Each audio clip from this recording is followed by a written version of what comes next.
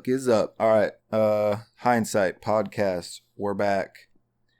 The only podcast in the world that probably has no fucking direction at all.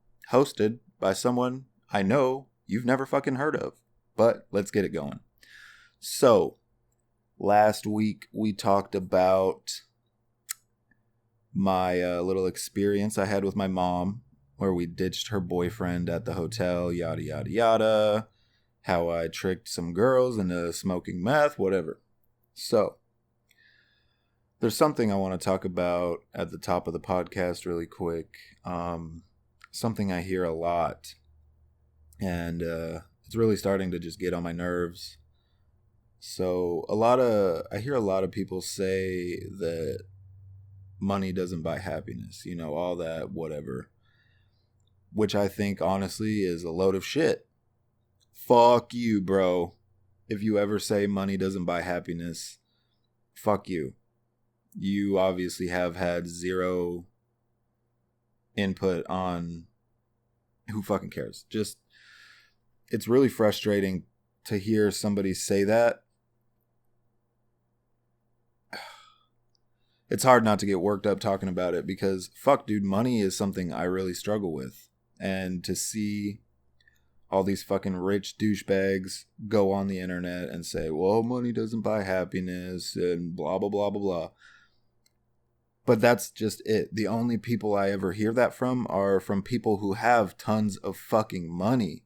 It's really fucking easy to say money doesn't buy happiness when you have fucking tons of money.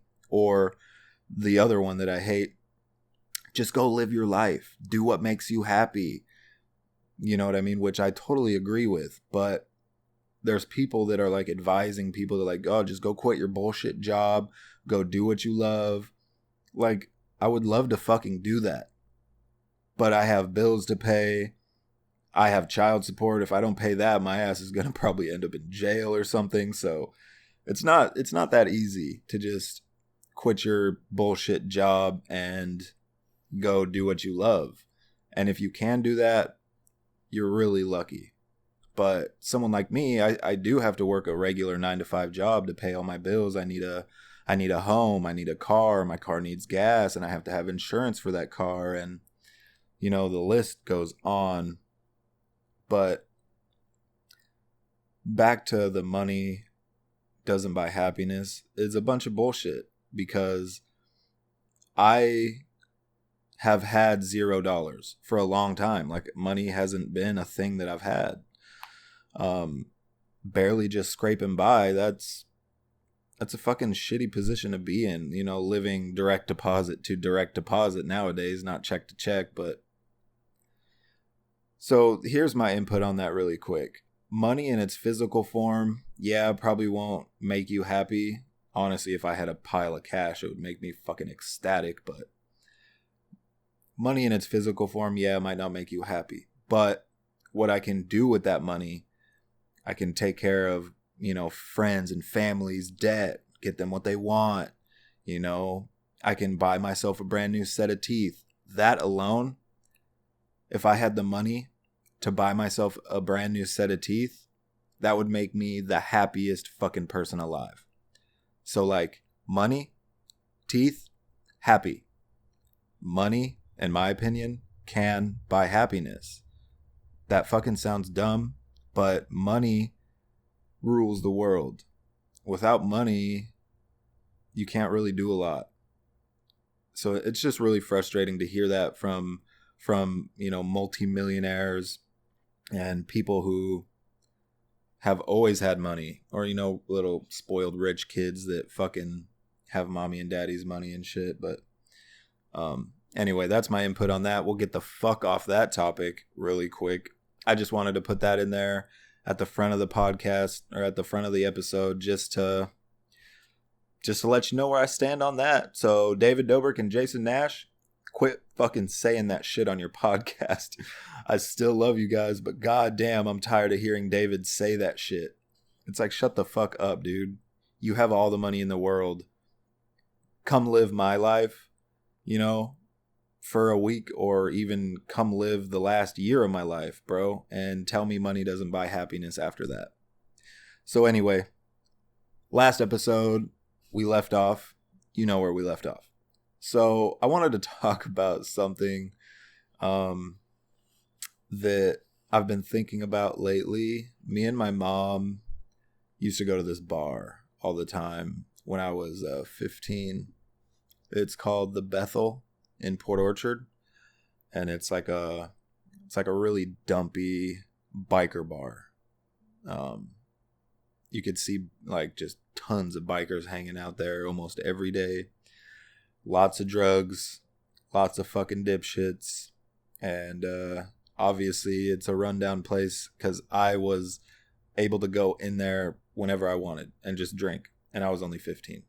So that describes the kind of place it was. And one night, me and my mom went out there, and we were just bullshitting, and we were getting drunk and having lots of fun, and one of her friends came out and met up with us. And really quick, I want to say like this, I know this lady from before, and I've always had like a kind of like crush on her. And she's like a total fucking MILF. She was 37 at the time. I was 15. Total fantasy. Like I would always think about fucking her and shit like that. Like it was like my biggest fantasy.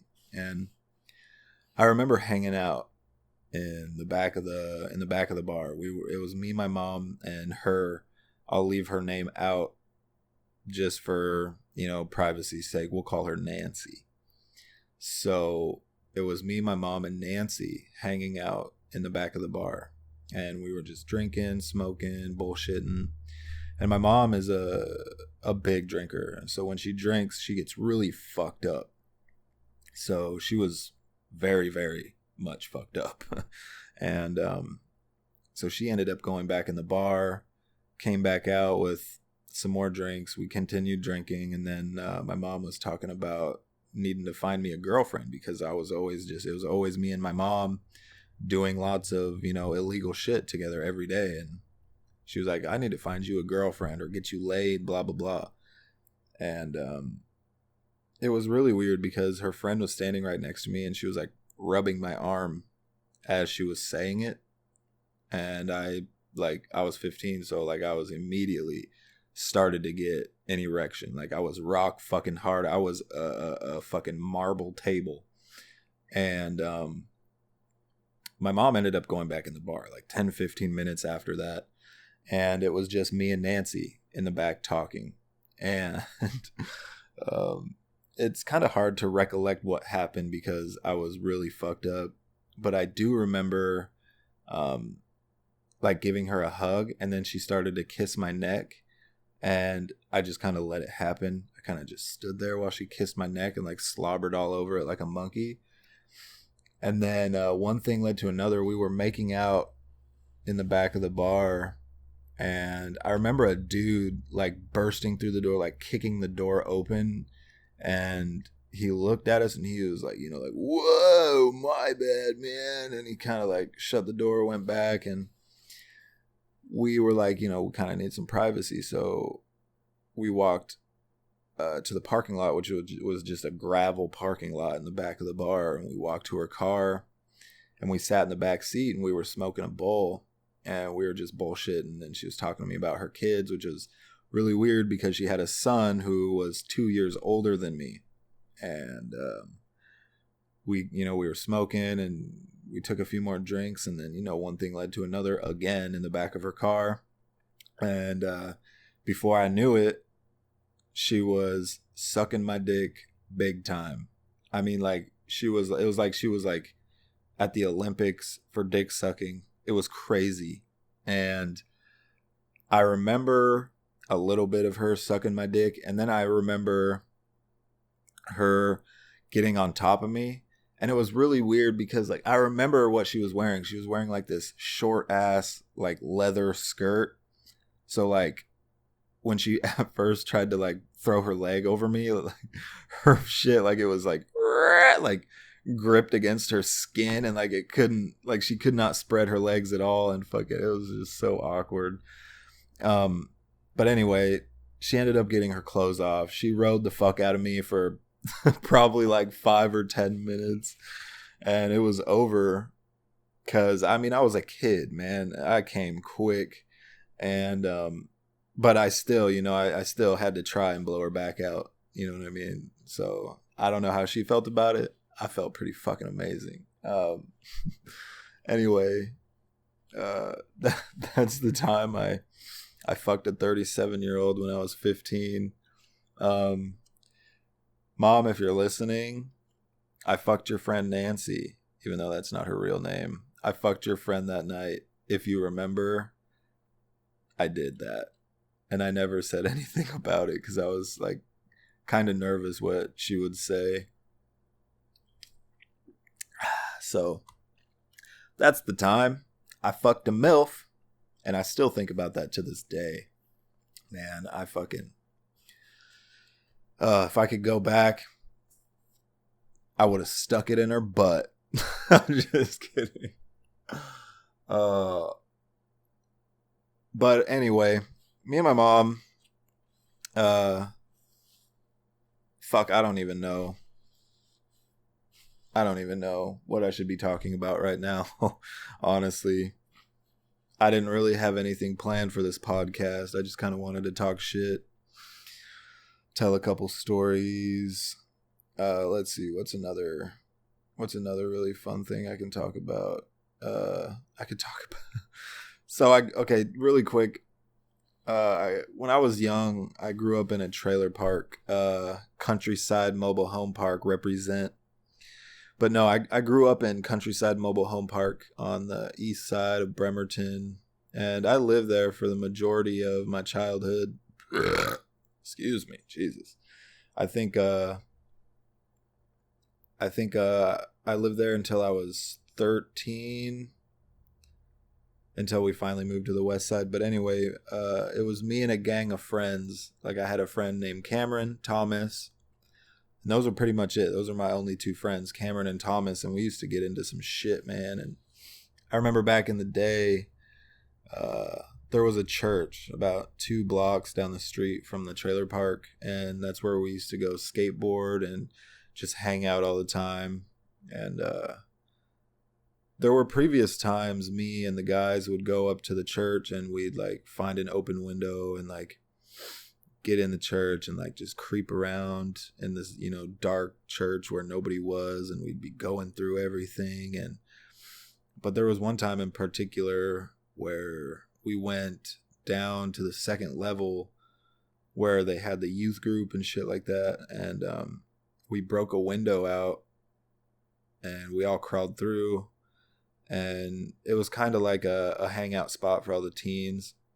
So there was like a candy bar, sodas, and all sorts of snacks and shit like that. So me and all my friends, and my cousin was there at the time, my cousin Jeff. He's not even really my cousin. Fuck you, Jeff, with your bitch bangs.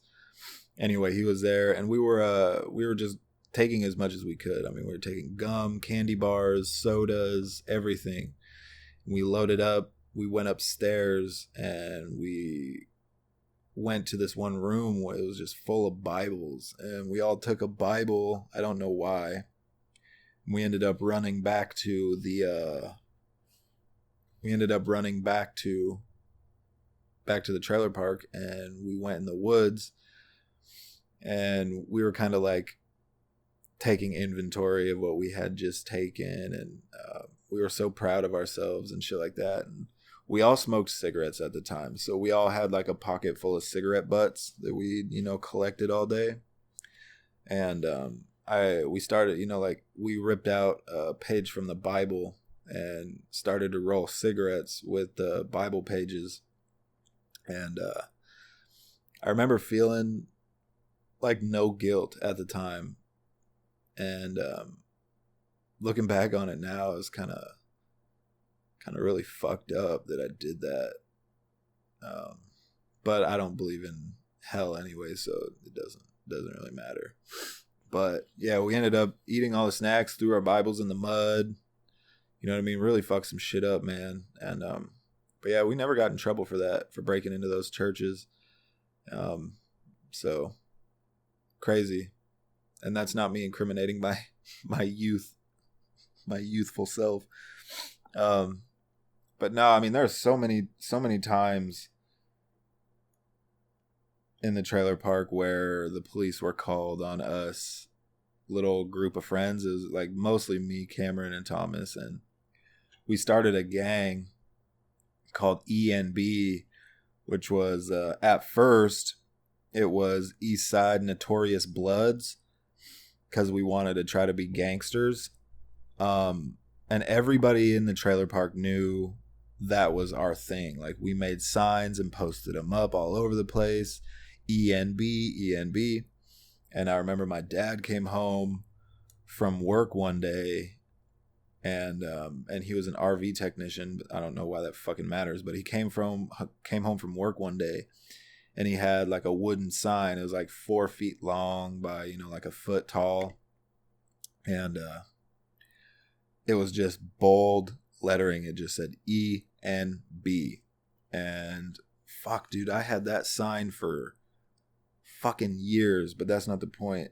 My dad gave me the sign, and he was like, "Here you go, buddy." He's like, "I made you and your friends a sign for your little group, your little gang." And I was like, "Oh, cool." And he was like, my grandma was over at the time. This is why.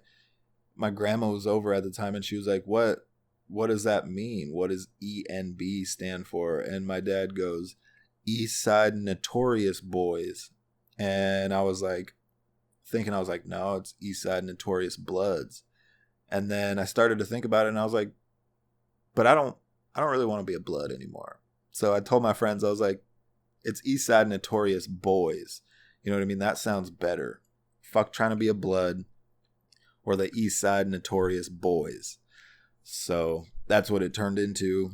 And, all of our crime, all the crimes we committed and everything that we were proud of, we would give credit to ENB. We'd be like, yeah, this ENB bitch, you know what I mean? And shit like that. Like, we'd go steal BB guns from Walmart. We'd be getting chased out, and we'd be like, ENB in this bitch, you know what I mean? And we were those kind of kids. That was the kind of town I lived in, though. It was really ghetto. I mean, poverty, lots of crime rate was really high, lots of drugs, you know what I mean? So I guess I was really a product of my environment. But yeah, ENB, man, good times. And it's just crazy going back and thinking about the trailer park. Like, I have so many fucking memories. I remember some really fucked up shit. Like, when I was like 5, and there was older kids in the neighborhood, and the older kids were mostly, it was Jason Tronson and Harry, and it was mostly those two, and like JT, which I think that was his name, which was Jason's brother. They were brothers or whatever, but there was a few older teenage kids in the neighborhood, and I think they were probably like 12 or 13 when I was 5. And I used to hang out with them a lot, which is, looking back on it now, is like really fucking strange. Like, why my dad would let me hang out with kids that old and just run around the neighborhood with them. But I remember we were in the woods one day, because there was woods that divided the trailer park from the nicer neighborhood next to us. And we were in the woods, and I remember they were giving me cigarettes and shit. Like, that was some of the first times I got to smoke. They would give me cigarettes, and I wasn't just there to hang out, though. I was there for their amusement. So they would rip off like an aluminum panel from the bottom of a trailer, and they'd tell me to crawl under there until I could find a little gecko or salamanders. That's what they are. They'd want me to go under the trailers and find salamanders. So that's what they made me do all the time. They'd rip off panels, and they'd put me under the trailer, and I'd, be on my hands and knees crawling around the bottom of this trailer until I found some salamanders. And I remember vividly, I found this one salamander, and I grabbed it. We were all super stoked. We ran back to the woods all fucking happy as fuck. And we started smoking cigarettes, and I remember Jason was holding the salamander, and I remember it so vividly. He was sitting there holding the salamander with his left hand, and he had a cigarette in his right hand, and he fucking took the cigarette and he started to put the end of the cigarette, the hot end, in the gecko or in the salamander's eye. Like he started to just slowly get it closer and closer to the salamander's eye. And I just stood there and watched him torture these salamanders. And I don't really remember how I felt about it. I was so young at the time. I don't recall, but there was many a times that we did that. And we did that to fucking, squirrels, frogs, whatever we could catch, or whatever I could catch, and then they would torture it. But I remember one really fucked up time. Me and Cameron became friends in preschool, and we lived literally 10 feet away from each other. I remember we were in my backyard one day because I had a play set, like a swing set with a slide and all this cool shit. And Jason and Harry came over, and Timothy, that's who was one of my other friends from the trailer park. Tim. God, I haven't talked to him in decades. Well, more like fucking 15 years, but it was me, Cameron, and Tim all in the backyard, and Jason and Harry came over. And I remember one of them gave me a cigarette, so I was standing to the side smoking a cigarette, which is fucking weird to think about, dude. I was 6. What the fuck? Anyway, I was smoking a cigarette, and Cameron whipped out his dick and started to pee towards the slide. And he got done peeing, and Jason goes, "Wait, touch dicks." And fucking, I have to assume there was some confusion. I don't really remember exactly what was said, but I do remember he told them to touch pee-pees. And Tim pulled down his pants, and Cameron already had his pants down, and they inched their dicks together and touched heads, touched tips, and they just squished their dicks together head on. And it was really it's really fucking weird to think about now as an adult that those teenage kids made my friends do that. I mean, I'm so thankful that they never made me do anything like that, because I feel it would have an effect on who I am today. So I don't know. I don't know what the fucking purpose of that was. They're just some fucking twisted ass little teenagers, I guess. But that's some weird shit you'd see on SVU or something. But anyway, I don't know if that ever fucked up Cameron or Thomas. I mean, maybe one of them is gay from it, or maybe one of them is a fucking child rapist or something. I have no idea, because I haven't talked to either one of those dudes pretty much since I moved out when I was 14, or 13, which kind of really sucks, because we always thought we were going to be friends forever. You know what I mean? You have those childhood friends that you're like, man, we're going to be fucking friends until the end. You know what I mean? But it never really works out that way.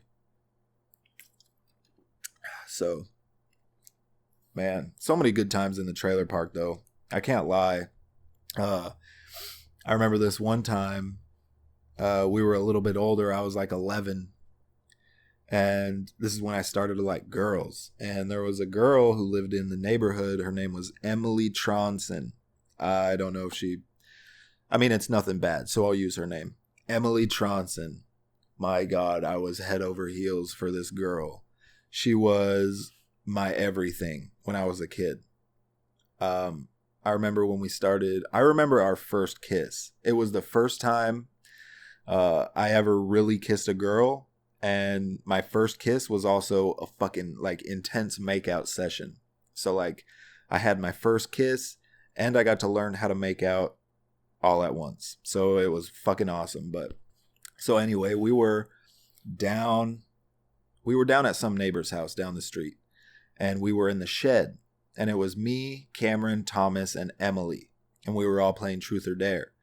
And, we were going around in circles. We were, I would make Cameron do something stupid, like punch a hole through that hamster cage, like that plastic hamster cage that was in the shed, you know what I mean? Like, or go outside and eat a piece of grass, something dumb, and then we went around like 3 times, and then it came back to me, and Thomas was like, make out with Emily. And I remember her sitting on the table, and she just like put her hand out and did the like come here finger, you know what I mean? Like the sensual, like, come here, big boy, you know what I mean? And I remember that so fucking clear. And I walked over to her, and I put my hands on her, like her sides of, like her hips, and she kind of took the lead, because I'm assuming she's made out with someone before, because she was a year older than me. So, but she kind of took the lead. She tilted her head, and I like kept my eyes squinted for the first part. I saw her like it wasn't gonna be like a peck. Like she started to open her mouth, and I was like, this is gonna be tongue. And we did. We started to make out. And it was going good. It like wasn't awkward. Like it wasn't like fucking like high-fiving tongues and shit. There wasn't like, I wasn't rubbing my tongue all over her teeth or anything like that. It was like, we knew what we were doing. And it felt fucking awesome. And we dated for a long time after that. Like I said, like she was my fucking everything. And I remember like just trying to impress her so much all the time. And God damn, it's crazy. It's just crazy. That was my first real girlfriend, first real kiss. And I remember, oh God, I'm so dumb. I could have lost my virginity when I was like 12. She came over to my house. They were all hanging out in the woods. They were drinking. It was her and some older teenagers and stuff. And she was a little intoxicated. She came over to my window, knocked on my window. I opened it. She was like, you should come to the woods and hang out. You know what I mean? And then she handed me a condom. And I was like, what? You know what I mean? I was like, shit. I didn't really know what to think. And I was grounded at the time. Or what my dad would call on restriction. Did anybody else's parents call it that? When you were grounded, you were on restriction. I feel I've only heard that a couple other times. So, but anyway, she gave me a condom. I really didn't know what to think. I was really nervous. I could have snuck out of my window and went down there with her, but to be honest, I think I was really afraid to fuck. She told me that, there was a blanket down there and everything was good to go. And I fucking dropped the ball, dude. I pussed out on the puss, man. I was only 12, so I don't really blame myself. I was really nervous because I really fucking like this girl. But, man, I should have taken advantage of that, dude. But anyway, yeah, so many amazing times. Emily, if you're listening, what's up? I see you on Facebook nowadays. You have a little family, and you have a fucking adorable son. And your sister, fucking Tiffany, oh my gosh, she's still gorgeous. She has, beautiful child or children. I don't know how many children she has, but I see her older daughter on Facebook. I see her post her all the time, so... And she looks exactly like you, which is crazy. But anyway, if you guys are listening, what the fuck is up? I miss you guys. We should talk. Anyway, before I get out of here, I got something I need to say really quick. Have you guys ever heard of Honey? No? Honey is a free app. Well, it's not really an app. Honey is something you can download on your computer or on your phone. And that's it. You just download it and then you don't do anything else. You go shop on the internet. Say I go to fucking something.com and I start to shop a little bit. Ooh, I like that. Ooh, I like that. I'm going to check that. I'm going to go to checkout. And when I go to checkout, what Honey's doing is searching the internet for coupons and all sorts of different codes that could get you discounts on what you're buying. So while you're online trying to buy stuff, Honey is also online finding you as many discounts as you can get. So when you go to checkout, Honey automatically applies all those discounts and coupon codes to what you have bought, and it automatically saves you money. You don't have to do anything.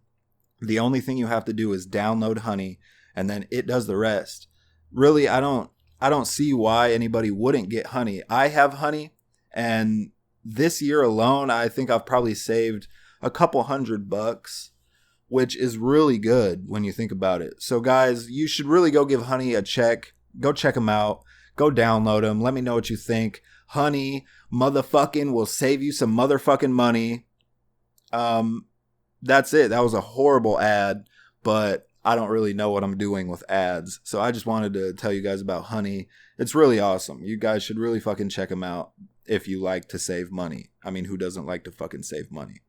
But anyway, I think I'm going to wrap it up right here. It's been about 30 minutes. So, but anyway, it's been a boring podcast. I'm really sorry, guys. I didn't really have a lot to talk about today. I promise the next episode I'll have some more burning topics to speak on. But besides that, this is the Hindsight Podcast, the only podcast in the world hosted by some fucking dude you probably never heard of. So until the next episode, stay up, have fun, be safe, tell your close ones that you love them.